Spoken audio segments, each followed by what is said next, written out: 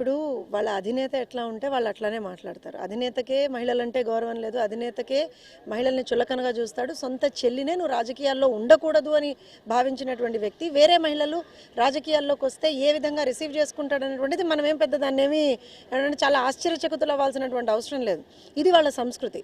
మహిళల్ని చులకనగా చూడడం, మహిళల్ని దిగజారుడు భాషలో మాట్లాడడం అనేటువంటిది వాళ్ళ సంస్కృతి.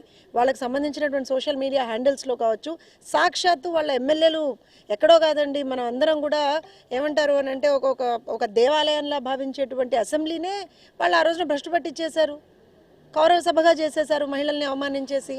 నిన్న జరిగింది మాత్రం అంటే వీళ్ళ విచ్చలవిడితనానికి ఒక పరాకాష్ట.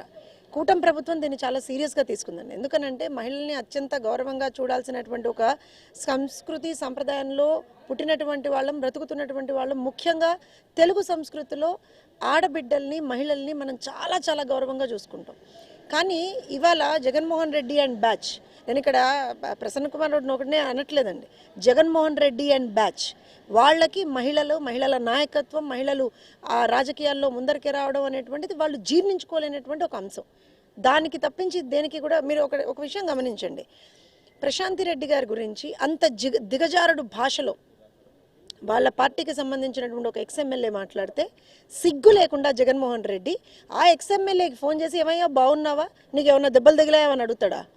ఏమయ్యా బుద్ధుందా, అసలు సిగ్గుందా, నువ్వు మనిషి పుట్టకే పుట్టావా, ఏమయ్యా ఆడవాళ్ళ గురించి ఇట్లా మాట్లాడతావా, బుద్ధుందా అని చెప్పి తిట్టాలా జగన్మోహన్ రెడ్డి?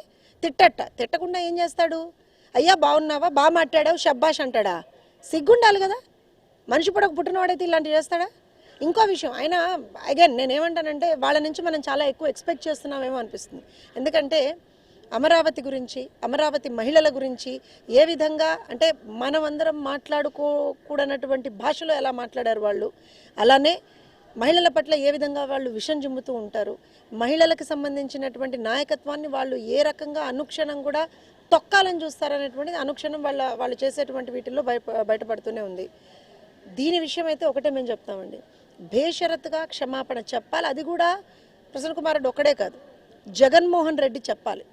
నీ పార్టీకి సంబంధించినటువంటి ఒక నాయకుడు ఇలాంటి దిగజారుడు వ్యాఖ్యలు చేసినప్పుడు నువ్వు బయటకు వచ్చి నా పార్టీలో ఉన్నటువంటి వాళ్ళ తరఫున నేను క్షమాపణ చెప్తున్నా అని చెప్పి నువ్వు బయటకు వచ్చి క్షమాపణ చెప్తేనే మహిళలు నేను క్షమిస్తారు.